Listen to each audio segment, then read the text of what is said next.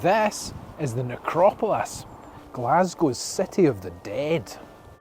It's a Victorian garden cemetery that winds its way around a hill overlooking the spectacular Glasgow Cathedral and extends to a whopping 37 acres. You approach the cemetery via this bridge, known locally as the Bridge of Sighs. And yes, I know that's a complete rip-off of Venice. But this is Glasgow, so they were never going to call it anything boring. Planning started in 1831 as part of a wider movement across the UK. The site was rocky and thought to be pretty useless. It had been bought by Merchants' House, a group of powerful Glasgow merchants, in 1651. They planted some fir trees and called it Fir Park. After they built the Per Lachaise cemetery in Paris, pressure started to grow all over Britain for cemeteries. Merchants' House saw an opportunity for a more profitable use for Fir Park. That meant they had to change the law to allow burial for money. The site was intended to be interdenominational, and the first burials were in the small Jewish section in the northwest, one of the most striking areas, and restored in 2015.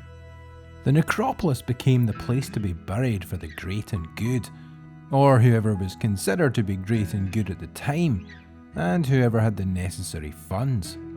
There were around 50,000 people buried here, and at the top, some of the tombs had to be blasted out of the rock face, and some go as far as 14 feet deep. Garden cemeteries were becoming a thing. These weren't like traditional churchyards, they were more like parks.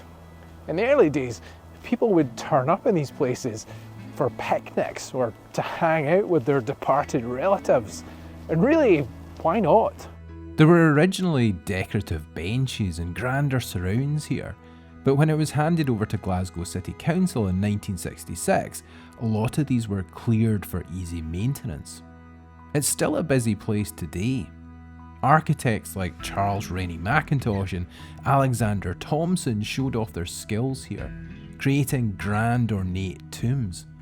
I think my favourite is the Douglas Monteith Mausoleum, designed by the architect David Cousin and built for Major Archibald Douglas Monteith. He was interred here in 1842 and had spent his younger years in India. It's built in a neo-Norman style, inspired by the Knights Templar Church of the Holy Sepulchre. It features 48 dwar palas, door guardians common in Hindu, Buddhist and Jaina cultures, and reflects his time in India. It might seem a bit strange hanging around a cemetery these days, but if you think about it, that's what this place was designed for. These tombs were made to be seen. And yes, Batman.